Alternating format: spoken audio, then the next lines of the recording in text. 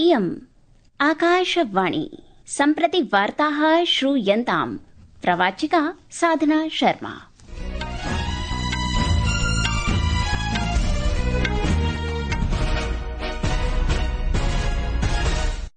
प्रधानमन्त्री नरेन्द्र मोदी श्वः चतुर्णां राज्यानां यात्रायां 70,000,000,000 अधिकानां कासाञ्चित् परियोजनानाम् उद्घाटनं लोकार्पणं च करिष्यति। केन्द्र प्रशासनेन 14 शारदीयशस्यानां न्यूनतम समर्थन मूल्यं MSP इति वर्धापितम्।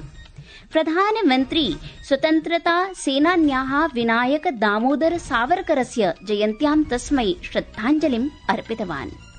विदेश सचिवः विक्रम मिसरी अमेरिकायाः अवर सचिवेन जेफ्री केस्लरेण सह अमिलत्।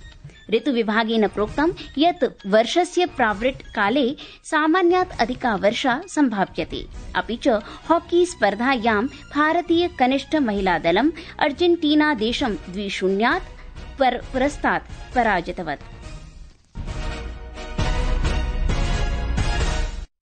इदानीं वार्ताः विस्तरेण। प्रधानमन्त्री नरेन्द्र मोदी श्वः चतुर्णां राज्यानां यात्रायां 70,000,000,000 अधिकानां कासाञ्चित् परियोजनानाम् उद्घाटनं लोकार्पणं च करिष्यति। प्रधानमन्त्री नरेन्द्र मोदी श्वः सिक्किम, पश्चिम बंगाल, बिहार, उत्तरप्रदेश प्रदेशानां यात्रायां भविता।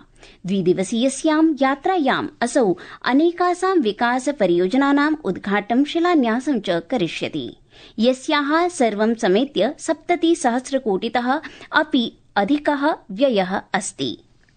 सिक्किम यात्रायाः समये प्रधानमन्त्री सिक्किमस्य स्थापनायाः पश्चात् वर्षाणि यत्र प्रगतिः उद्देश्येन मिलति, प्रकृतिश्च विकासं पोषयति इत्यस्मिन् कार्यक्रमे भागं ग्रहीष्यति।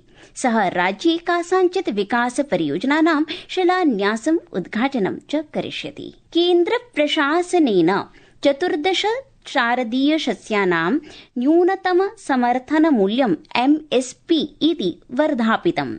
वार्तां सूचयन् नवदिल्ल्याम् उत्तराह्णे सूचना प्रसारण मन्त्री अश्विनी वैष्णवः उक्तवान् यत् प्रशासनं शारदीयशस्यानां 25,200 तः 26,200 न्यूनतमं समर्थन मूल्यं वर्धापितवत्, येन उत्पादस्य पारिश्रमिकं निर्धारणं स्यात्।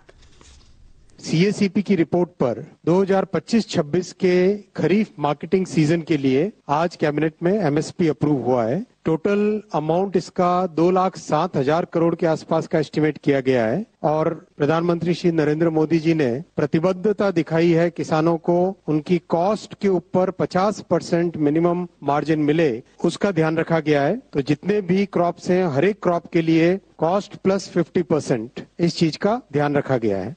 प्रधानमन्त्रिणा स्वतन्त्रता सेनान्याः विनायक दामोदर सावरकरस्य जयन्त्यां तस्मै श्रद्धाञ्जलिः अर्पितः।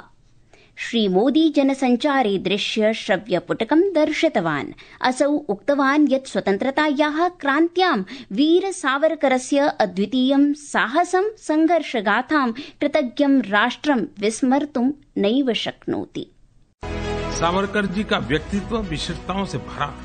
शस्त्र और शास्त्र दोनों के उपासक, संवेदनशील कवि होने के साथ साथ वे साहसिक क्रांतिकारी भी थे। कविता और क्रांति दोनों को साथ लेकर चले। यह वीर सावरकर ही थे जिन्होंने निर्भीक होकर लिखा कि 1857 में जो कुछ भी हुआ वो कोई विद्रोह नहीं था, बल्कि आजादी की पहली लड़ाई थी। संस्कृत वार्तायाः संस्करणम् इदानीम् आकाशवाणीतः प्रसार्यते। समम् एव अयं कार्यक्रमः आकाशवाण्याः अन्तर्जालपटले www.newsonair.gov.in इत्यत्र अथ न्यूस् ऑन AIR चलदूरभाषीय तन्त्रांशे अपि उपलब्धो भविष्यति।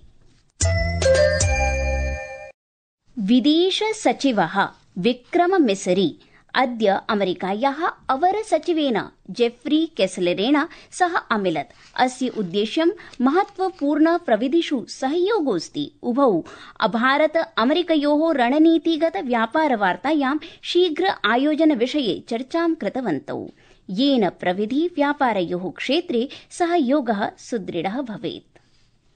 गतवर्षे संयुक्तराष्ट्रे सेवमानाभ्यां भारतीय शान्ति सैनिकाभ्यां मरणोपरान्तं सम्मानं भविष्यति।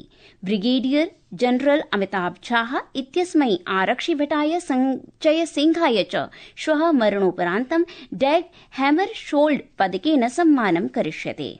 भारतं संयुक्तराष्ट्र शान्ति स्थापना अभियानेषु कर्तव्यवस्त्रधारिणां चतुर्थं बृहत्तमं योगदानं ददाति। जनतादल यूनाइटेड दलस्य संजय झाः सांसदस्य नेतृत्वे संसदीय प्रतिनिधिमण्डलम् अद्य इंडोनेशियायाः राजधानीं जकार्तां सम्प्राप्नोत्। अयं भारतस्य ऑपरेशन सिन्दूर अभियान विषये कृतस्य कूटनीतिक प्रयासस्य भागोऽस्ति। कांग्रेस दलस्य सांसदस्य शशि थरूरस्य नेतृत्वे पनामां सम्प्राप्नुवत्। भारतीयं शिष्टमण्डलं तत्रत्येन संसदस्य अध्यक्षेण डाना कास्टानेडा अनेन सह उपवेशनम् अकरोत्। It was an action of retribution, not the first salvo in a long war. We just wanted to send a clear message to the terrorists. We conducted the strikes at night between 1:05 and 1:30 in the middle of the night, so there would be very few civilians around at that time. Second, we refused to touch any government facilities, even any Pakistani military facilities and any civilian facilities, only known terrorist bases. Elon Musk इत्यस्य SpaceX इत्यस्य अद्य प्रातः mega rocket starship इत्यस्य तृतीयं परीक्षणं प्रथम-द्वितीयाभ्यां सदृशम् एव असफलं जातम्। उड्डयनकाले केषाञ्चित् निमेषाणाम् अनन्तरमेव प्रक्षेपास्त्रस्य सम्मुखे काचित् समस्या समागता, अतः तस्मिन्नेव काले तत् नष्टम्। प्रधानमन्त्रिणा नरेन्द्र मोदिना अद्य एन्.टी. रामारावस्य जयन्त्यां तस्मै श्रद्धाञ्जलिः प्रदत्तः। जनसञ्चारमाध्यमेन मोदी अलिखत् यत् असौ समाजसेवी आसीत्। सः निर्धनस्य वञ्चितवर्गाणां च कृते सशक्तं प्रयासम् अकरोत्, अतः सः प्रशंसायाः पात्रम् आसीत्। श्वः जम्मूकश्मीरस्य सीमवर्तिषु जनपदेषु नागरिकरक्षायाः अभ्यासः भविष्यति। एषः अभ्यासः गुजरात, राजस्थान, पंजाब, जम्मूकश्मीर प्रदेशेषु भविष्यति।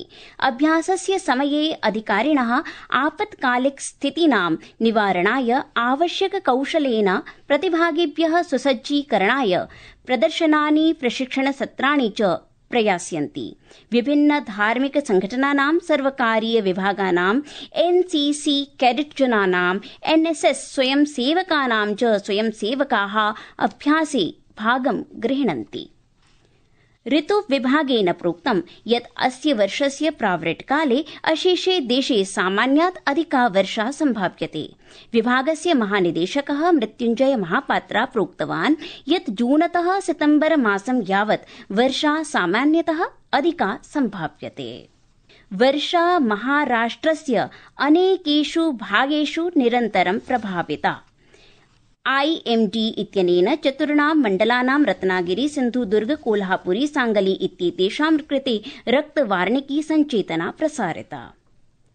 हॉकी स्पर्धायाम् अर्जेन्टीनायाः रोसारी क्षेत्रे चतुर्णां देशानां स्पर्धा श्रृंखलायां तृतीयस्यां स्पर्धायां भारतीय कनिष्ठ महिला दलं तत्रत्यम् अर्जेन्टीना देशं 2-0 पुरस्तात् पराजितवत्।